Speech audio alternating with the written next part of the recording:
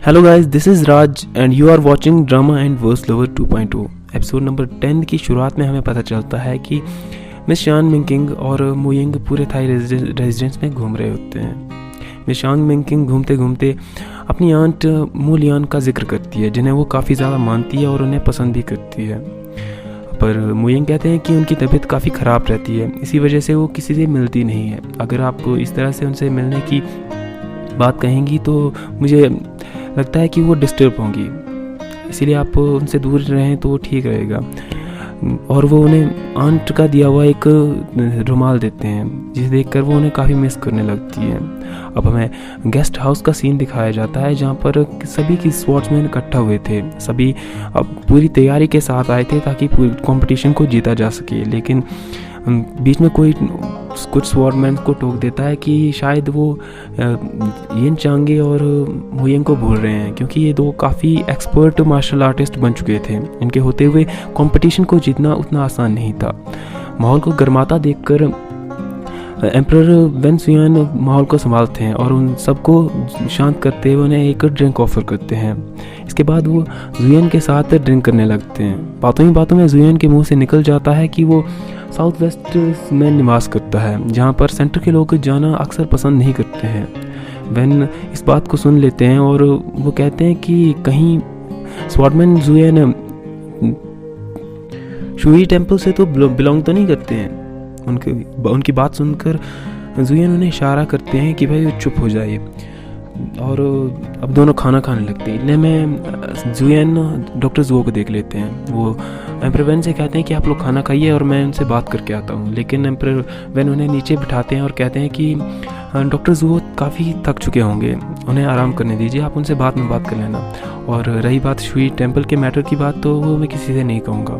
वो लिंगशी को इशारा करते हैं ताकि वो डॉक्टर जुओ के पास अपना मैसेज भेज सके।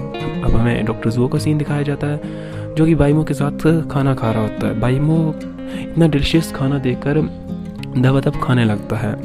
अब डॉक्टर जुओ बाइमो को वहाँ पर खाना खाने के लिए छोड़कर लिंगशी का इशारा पाकर एम्परर वेन से मिलने जाता है। वहाँ एम्परर वेन एक रूम में उनसे मिलते हैं। दोनों बातें करते हैं ताकि वाइट स्टॉक टेल को किस तरह से चुराया जा सके।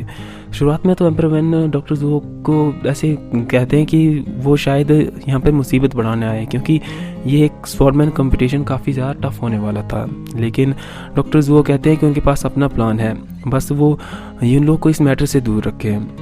पर एम्परर वेन सुयान कहते हैं कि हम वेन सुयान को जानते हैं, वो किसी पर भी विश्वास नहीं करती, खुद से ज़्यादा, इसीलिए ये थोड़ा मुश्किल होगा, लेकिन मैं संभाल लूँगा। अब डॉक्टर जुओ कहते हैं कि क्या आप जानते हैं कि सुशुआन कहाँ पे है?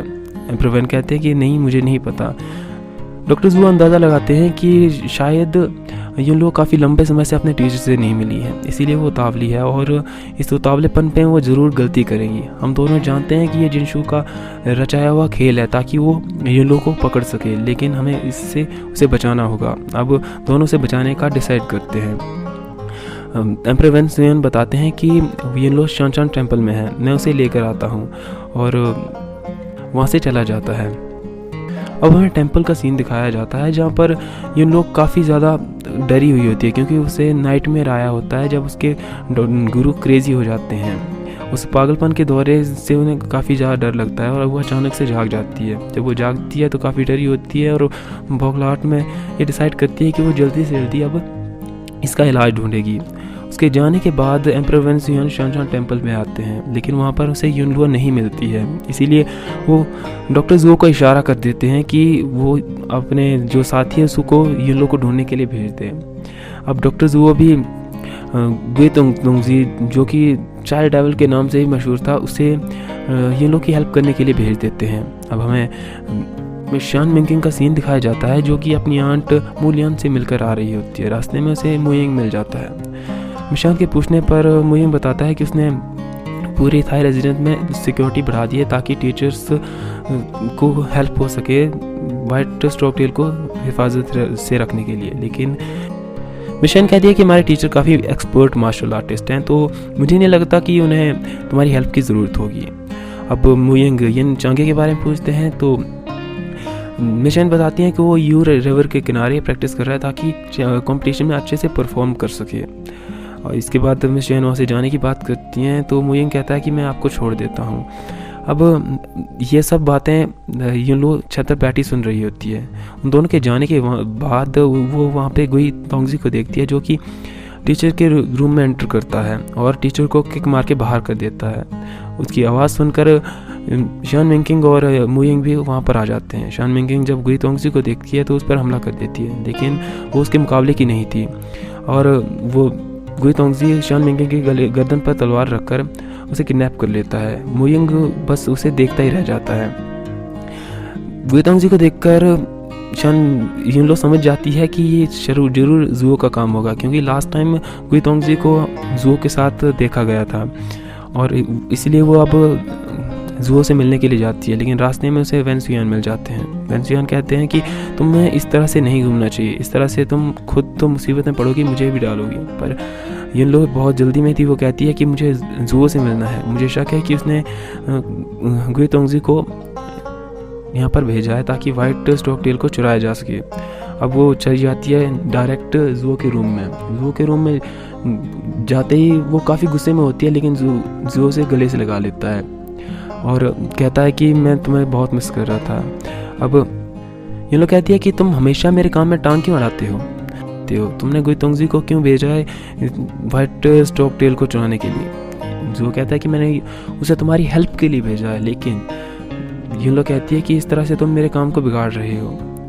उसने शान मिंकिंग को किडनैप कर लिया है और वो उसे मार देगा क्योंकि उससे बदला लेना है। लेकिन जो कहता है कि वो ऐसा नहीं करेगा क्योंकि मैंने उससे कहा है, उसने वादा किया है कि वो किसी को नुकसान नहीं पहुंचाएगा। ये लोग कहती है कि शान मिंकिंग कहाँ पर है, तो जो कहता है मुझे नहीं पता। लेकिन दोबारा पूछने पर वो बता देता है और ये लोग उसे बचाने के लिए जाने ही वाली होती है कि बाहर से वेन सुयान आ जाता है और उसे फ्रीज कर देता है और ये बता के जाता है कि 1 घंटे बाद तुम खुद ब खुद ठीक हो जाओगी। और मिस चेन को बचाने के लिए वहाँ से चला जाता है। ये लोग जुओ से कहती है कि तुम वेन सुयान के साथ कैसे काम कर सकते हो, तुम्हें पता नहीं है कि वो किस तरह का इंसान है, वो अपने मतलब के लिए किसी की भी जान ले सकता है। पर जुओ कहता है कि अगर बात सेल्फिशनेस की आती है तो मुझसे बड़ा सेल्फिश कोई हो ही नहीं सकता है, क्योंकि मैंने ही तुम्हें शान पेंटिंग को चुराने के लिए बुलाया था और वेन सुयान ने मेरे ही कारण तुम्हें मेरी रक्षा करने के लिए भेजा था। अगर तुम चियांशा नहीं आई होती तो मुझसे नहीं मिल पाती। और शान पेंटिंग को भी हमने सब ने मिलकर चुराया था, तुमने अकेले नहीं चुराया था। तो तुमने ये कैसे सोच लिया कि अकेले तुम वाइट स्टॉकटेल को चुरा लोगी, इससे तुम अपनी जान को खतरे में डालोगी, तुम हम पे विश्वास क्यों नहीं करती है। अब ये बात सुनकर युनले रोते हुए कहती है क्योंकि ये शान पेंटिंग नहीं है, ये मेरे गुरु की दवाई है और मुझे इसे हर हाल में हासिल करना है। युनलो कहता है जो कहता है कि तुम चिंता मत करो, मैं तुम्हारे लिए कुछ भी करने के लिए तैयार हूँ। वाइट स्टॉकटेल को मैं ज़रूर ढूंढ लूँगा ताकि तुम्हारे टीचर का इलाज किया जा सके। वो उसे गले लगाने की कोशिश करता है, लेकिन युनलो कहती है कि अगर तुम मेरे और अधिक करीब आए तो मैं तुम्हें जान से मार दूंगी। अब हमें गुई तोंगजी का सीन दिखाया जाता है जिसने मिस शेन को एक वीरान घर में ले जाकर बांध दिया था जहाँ पर वो पहले रहा करता था। अब जैसे ही मिस शेन को होश आता है वो गुई तोंगजी से कहती है कि तुम मुझे मार क्यों नहीं देते, क्योंकि मैंने तुम्हारे साथी को मारा है। लेकिन गुई तोंगजी कहता है कि मैं तुम्हें नहीं मारूंगा। वो उसकी आंखों पर पट्टी बांध देता है। इतने में वहाँ पर मुयंग आ जाता है और अपने सामने गुई तोंगजी को पाता है जिसने मिस शेन को एक कुर्सी से बांध रखा था। वो एक डेविल ग्रास एपर को उसके ऊपर फेंक देता है जिसपे जो काफ़ी ज़्यादा जहरीला था और उसके एक डंक मात्र से इंसान की जान तक जा सकती थी। वो मुयंग से कहता है कि तुम इसके होने वाले पति हो ना, अगर तुम इसके पति हो तो तुम्हें इसे बचाने में कोई दिक्कत नहीं होनी चाहिए। वो जैसे ही उस ग्रास वेपर को मिस शेन पर फेंकता है वो उसके कपड़ों में घुस जाता है। मुयंग उसे बाहर निकालने से घबराता है, लेकिन इतने में वहाँ से एम्परर वेन बाहर आ जाते हैं। एम्परर वेन कहते हैं कि मैं उसे बचाऊंगा और वो उस डेविल ग्रास एपर को बाहर निकाल लेता है, लेकिन वो ग्रास एपर एम्परर वेन को डस लेता है। लेकिन इसके बावजूद एम्परर वेन उसे वापस गुई तोंगजी को दे देते हैं, जिसकी वजह से वो उन्हें बख्श देता है और वहाँ से भाग जाता है। मुयंग उनका पीछा करने के लिए चला जाता है। एम्परर वेन मिस चेन को खोल देते हैं, लेकिन मिस चेन उसके हाथ पे वो डंक देख लेती है। एम्परर वेन ऐसा दिखाते हैं कि भाई ये एक छोटी सी चोट है, लेकिन जैसे वो 2 कदम चलते हैं बेहोश हो जाते हैं। मिस चेन उसे उठाकर डॉक्टर जुओ के पास ले आती है ताकि उनका इलाज किया जा सके।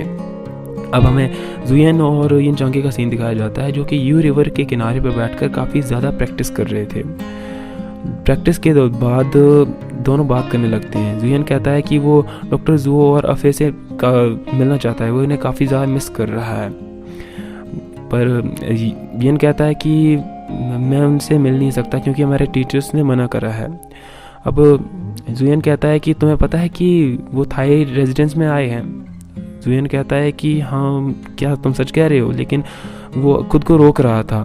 जुयन उसे खींच के वहाँ से ले जाता है और सीधे चले जाते हैं वो एम्परर वैन के रूम के बाहर।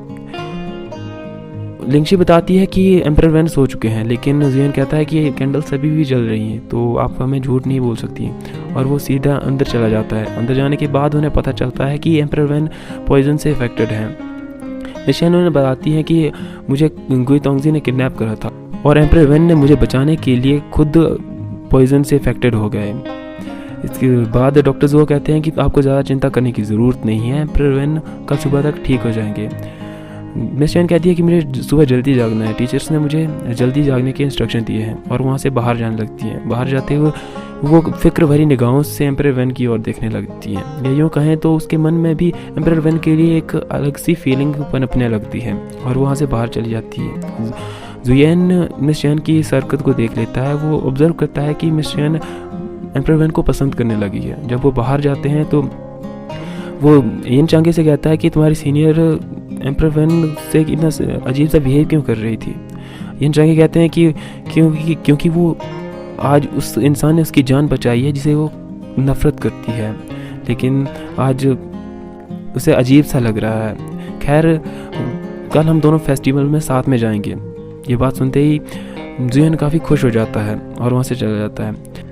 वहाँ पर मुयिंग जब अपनी होने वाली पत्नी के गिरेबान में किसी को और को हाथ डालते हुए देखता है तो काफ़ी ज़्यादा गुस्सा हो जाता है और डायरेक्ट जाके अपने गुरु के पास आता है और उससे कहता है कि वो उनसे कुछ ज़रूरी बात करना चाहता है। उसके दिल पे कोई बोझ है। उसके गुरु कहते हैं कि अगर ये तुम्हारी और शन मिंकिंग की शादी को लेकर है तो तुम भूल जाओ, मैं इसमें तुम्हारी कोई मदद नहीं कर सकता। ये एक समझौता है जिसमें 2 अकेडमीज एक साथ मिलकर काम करने वाली हैं, लेकिन जो मुयिंग है वो काफ़ी ज़्यादा इंसिस्ट करता है, पर उसके गुरु उसकी एक ना सुनते हैं। मुयिंग बताता है कि वो यन चांगे से काफ़ी ज़्यादा परेशान है क्योंकि वो अभी तक यहाँ पर आया नहीं है, उसने इवन आपको सैल्यूट तक नहीं करा है, लेकिन उसके गुरु इसकी बात पर ध्यान नहीं देते हैं।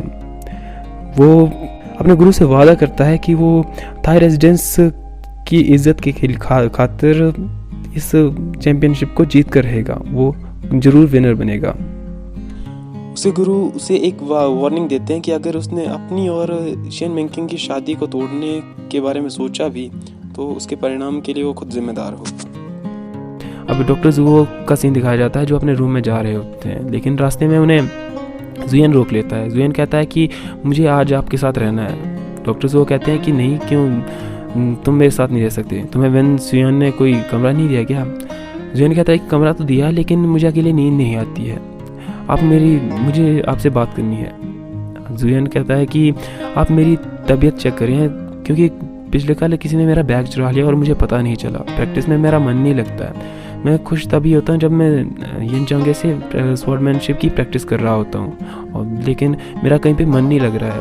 मैं अफे को काफ़ी मिस कर रहा हूँ। अब जो डॉक्टर जुओ है उसके साथ मस्ती करने लगते हैं। वो कहते हैं कि क्या तुम हर वक्त अफे के बारे में सोचते रहते हो? मेरा एक पुराना पेशेंट है जिससे बस सेम तुम्हारी प्रॉब्लम थी, मेरे पास इसका इलाज है। तुम बस औरतों के कपड़े तैयार रखना और मैं तुम्हारा इलाज करूँगा। बाइमो उसे वहाँ से खींच के ले जाता है क्योंकि उसे पता है कि डॉक्टर जुओ मजाक कर रहे हैं। अब डॉक्टर जुओ रूम एंटर करते हैं। अब तक युनलो भी ठीक हो चुकी थी। युनलो के पूछने पर डॉक्टर जुओ बताते हैं कि वो वेन जुयान को ठीक करने के लिए गए थे क्योंकि वो पॉइजन से इफेक्टेड हुए थे, लेकिन मिस चैन अभी पूरी तरह से ठीक है। अब युनलो पूछती है कि ऐसा क्या तुमने कर दिया कि गुई तोंगजी तुम्हारे साथ काम करने के लिए रेडी हो गया? डॉक्टर जुओ बताते हैं कि मैंने अपने गुरु से सुना था कि जब किसी की मार्शल एनर्जी को उसके शरीर से खींचा जाता है तो वो एक चाइल्ड में बदल जाता है, और मुझे इस बात पे विश्वास नहीं था, लेकिन जब मैंने गुई तोंगजी को देखा तो विश्वास हो गया। इसलिए मैंने उसका इलाज ढूंढा और उसी इलाज के बदले में गुई तोंगजी मेरी मदद करने के लिए रेडी हुआ है। तो तुम मुझ पर विश्वास कर सकती हो, वाइट स्टॉकटेल को मैं हासिल कर ही लूँगा। जो कहता है कि तुम बस मेरी 3 बातें मानोगी। इन लोग कहती है कि वो क्या होगी। पहली बात यह है कि तुम कल मेरे साथ फेस्टिवल में चलोगी, और दूसरी बात कल हम कपड़े खरीदने जाएंगे, वो भी मेरी पसंद के। इन लोग मान जाती है।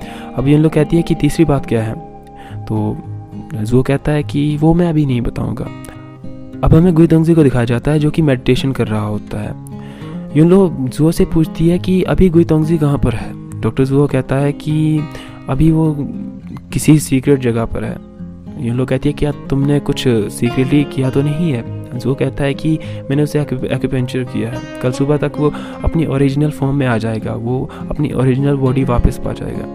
यून लोग कहती है कि तुम में और वेंसियान में कोई फ़र्क नहीं है, दोनों चालबाज हो। अब डॉक्टर जुओ कहते हैं कि मैं किसी को हार्म नहीं कर रहा हूँ, डॉक्टर होने के नाते मैं सिर्फ गुइतोंगजी का इलाज कर रहा हूँ, वो भी उसकी इच्छा से, उसकी इच्छा के विरुद्ध नहीं है। और यहीं पे हमारा एपिसोड नंबर 10 समाप्त हो जाता है। आगे का एपिसोड देखने के लिए चैनल को सब्सक्राइब करना ना भूलें।